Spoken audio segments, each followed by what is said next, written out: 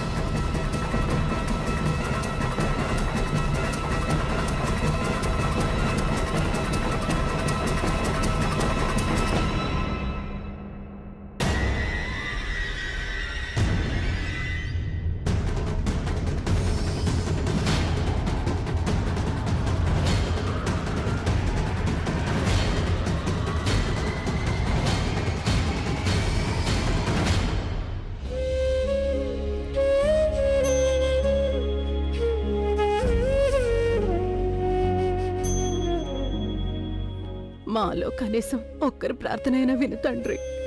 ప్రజ్ఞాని క్షేమంగా ఇంటికి తిరిగి పంపించు.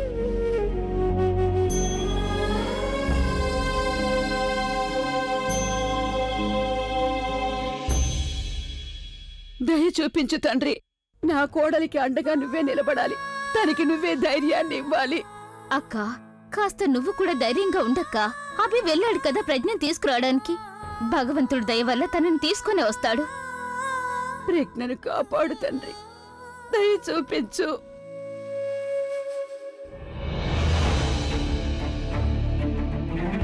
ఈ ఏరియా అంతా వెతికాను. ఎక్కడుంది తను? ఏం చేయాలి? ఎక్కడని వెతకాలి? తనకి ఫోన్ చేస్తాను. లేదు, తన ఫోన్ సైలెంట్ మోడ్లో లేదంటే ఆ కిడ్నాపర్స్ తన చుట్టుపక్కల ఉన్నారంటే ఫోన్ మొగ్గానే తను అక్కడుందని వాళ్ళకి తెలిసిపోతుంది. తనని పేరు పెట్టి పిలుస్తాను. లేదు లేదు, వాళ్ళకు కూడా తన పేరు తెలిసే ఉంటుంది కదా. ఎస్, ఫుగి అని పిలుస్తాను తనని. ఈ పేరు వాళ్ళకి తెలిసే అవకాశం లేదు. ఫుగి, ఫుగి, ఫుగి. అక్క తినక్క. సరే, కొంచెమైనా తిను. చూడు, ఈ విధంగా నువ్వు ఏమీ తినకుండా ఉంటే నీ ఆరోగ్యం మళ్ళీ పాడే అవకాశం ఉంటుంది. ఎలా తినమంటావు ఇందు నన్ను? మన అభి ప్రజ్ఞని తీసుకుని పూర్తి క్షేమంగా ఇంటికి వచ్చేంత వరకు భోజనం అసలు గొంతు దిగుతుందని నాకు అనిపించడం లేదు ఇందు. అక్క, అభి వెళ్ళాడు కదా ప్రజ్ఞని తీసుకురావడానికి. పైగా నువ్వు దేవుణ్ణి ప్రార్థిస్తూనే ఉన్నావు. అభి నీకు ప్రామిస్ చేసి వెళ్ళాడు కదక్క. వీటన్నిటి మీద నీకేమాత్రం నమ్మకం లేదా చెప్పక్క?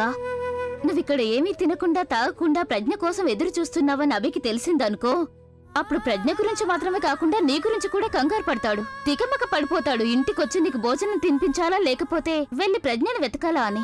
ఇలాంటి పరిస్థితుల్లో తను ఇంకా ఇబ్బంది పడిపోతాడు కదా. నీకేం కావాలి చెప్పు? అభి ఇంకా కంగారు పడాలనా? అక్క, భగవంతుడి మీద నమ్మకం ఉంచక్క. ప్రజ్ఞ క్షేమంగా తిరిగొచ్చేస్తుంది.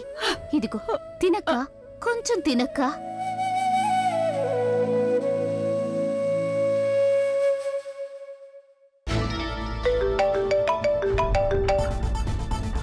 హలో అన్నయ్య, నువ్వెక్కడున్నావు? వదిన నీకు ఫోన్ చేసిందని విన్నాను. తను నీకు దొరికిందా?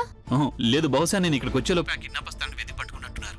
కానీ వాళ్ళు ఇక్కడ నుంచి తప్పించుకుని ఎక్కడికి వెళ్ళే అవకాశం లేదు. నేను పోలీసు చెప్పి ఏరియా మొత్తం బ్లాక్ చేయించాను. అన్నయ్య, నాకు నీ గురించి చాలా కంగారుగా ఉంది. నువ్వు ఒక పని చేయి, నాకు నువ్వెక్కడున్నావో చెప్పన్నయ్య, నేను వెంటనే అక్కడికి వచ్చేస్తాను, సరేనా? లేదా అలియా, నువ్వు ఇక్కడికి రావద్దు. నువ్వు ఇక్కడికి వచ్చావంటే నానమ్మ టెన్షన్ ఇంకా ఎక్కువైపోతుంది. And don't worry about me, I'm fine. Alright? కానీ అన్నయ్య వద్దు, నాకు ఇప్పుడు ఒక్క నిమిషం చాలా విలువైంది. నేను నీతో తర్వాత మాట్లాడతాను, ఓకేనా? Okay, bye.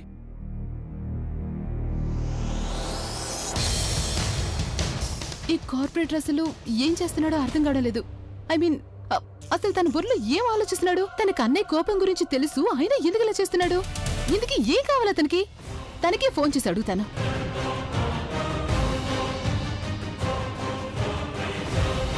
అతని ప్రాబ్లం ఏంటి?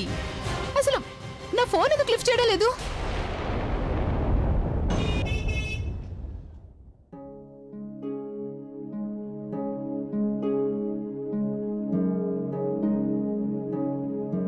నాకు తెలుసు ఎవరు భోజనం చేయరు అని. అసలు తినాలని లేకపోతే మరి వంట ఎందుకు చేయించినట్టు? నా ప్రజ్ఞ ఏమన్నా తిందో లేదో తెలియడం లేదే. బుల్బుల్తో నువ్వు మాట్లాడావా? ఏమైనా తెలిసిందా లేదా వాళ్ళకి? పూర్ణిమ, నిన్నే అడుగుతున్నాను. బుల్బుల్తో నువ్వు మాట్లాడావా లేదా చెప్పు. నానమ్మ తనేమని చెప్పిందంటే వాళ్ళక్కడికి చేరుకోకముందే ప్రజ్ఞ అక్కని కిడ్నాపర్స్ పట్టేసుకుని అక్కడి నుంచి తన్ని ఇంకెక్కడికో తీసుకెళ్లిపోయారట నానమ్మ.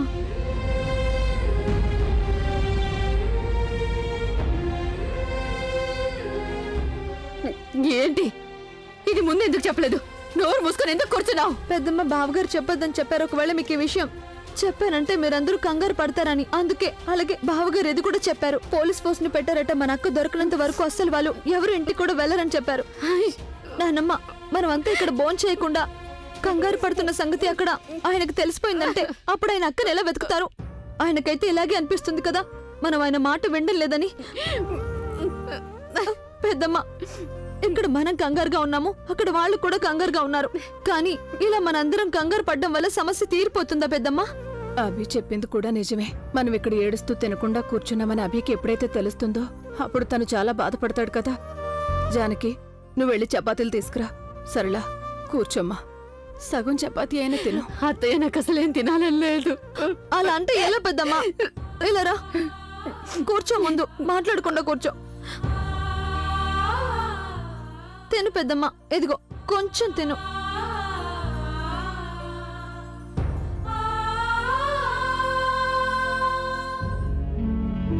మీరేం కంగారు పడకండి. నేను ఈ ఏరియా మొత్తాన్ని పూర్తిగా కట్టుదిట్టం చేశాను. నువ్వు వీళ్ళంతా చెక్ చేస్తూ ఉండు. అలాగే సార్. బుల్బుల్, బుల్బుల్, నాకు తెలుసు నువ్వేం ఆలోచిస్తున్నావని. మనం వెతికి పట్టుకుందాం. నువ్వెందుకు ఇంత టెన్షన్ పడుతున్నావు? I hope so Praveen. కానీ ఇదంతా నా వల్లే జరిగింది. అంతా నా వల్లే జరిగింది. నేను ఆ గేమ్ ఆడకుండా ఉంటే ఇదంతా జరిగేదే కాదు. ప్రవీణ్, నాకు అర్థం కావడం లేదు. అసలు అక్కని ఎవరైనా ఎందుకు కిడ్నాప్ చేశారు?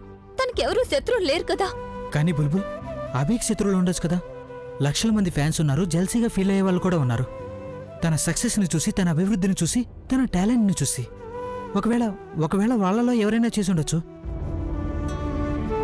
నువ్వు ప్లీజ్ టెన్షన్ పడకుండా ఉండు, ఓకే? సార్, ఇదిగోండి మ్యాప్. రండి. ఇక్కడ ఈ పాయింట్లో మనం ఉన్నాం. ఇటు నుండి 3 దారులు హైవే వైపు వెళ్తాయి. ఒకటి మెయిన్ రోడ్, మిగతా 2 మెట్రో రోడ్లో ఉంటాయి. అక్కడ దారి పొడిగిన ముళ్ళ చెట్లు ఇంకా రాళ్ళు రప్పలు ఉంటాయి. నా ఉద్దేశం ప్రకారం వాళ్ళు ఈ 2 దారుల్లో ఏదో ఒక దారిలో ఖచ్చితంగా వెళ్ళుంటారు. మీరు అన్ని దారుల్ని బ్లాక్ చేయాల్సిందే. కానీ సార్, నేను ఈ 2 దారులు అయితే బ్లాక్ చేయగలను కానీ ఈ మెయిన్ రోడ్ ఎలా బ్లాక్ చేయగలను? ఇది బయటికి వెళ్లే మెయిన్ రూట్ కదా. ఇక్కడ ట్రాఫిక్ కూడా ఎక్కువగా ఉంటుంది. అదంతా నాకు తెలియదు. నేను చెప్తున్నాను కదా, మీరు అన్ని దారులు బ్లాక్ చేయాల్సిందే. నేను కమిషనర్తో మాట్లాడతాను. మీరు అందుకు కావాల్సిన ఏర్పాట్లు మొత్తం చేసుకోండి. ఓకే కానిస్టేబుల్, చుట్టుపక్కల ఉన్న అన్ని పోలీస్ స్టేషన్ కి ఇన్ఫార్మ్ చేయండి. అలాగే హైవే వైపు వెళ్లే అన్ని రోడ్ల మీద బార్గేట్స్ ని పెట్టించండి. Okay sir. వీడు రోడ్డు మీద ఏం చేస్తున్నాడు? అయినా వీడు ప్రజ్ఞని వెతకడానికి వెళ్ళాడు కదా. చూడండి అభి ఏం చేస్తున్నాడో. రోడ్డు మీద కాన్సర్ట్ చేస్తున్నాడు.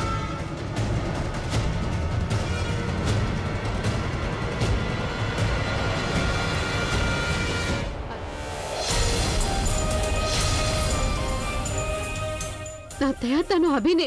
మన ప్రజ్ఞ కనిపించలేదు. ఆయన అలా రోడ్డు మీద కాన్సర్ట్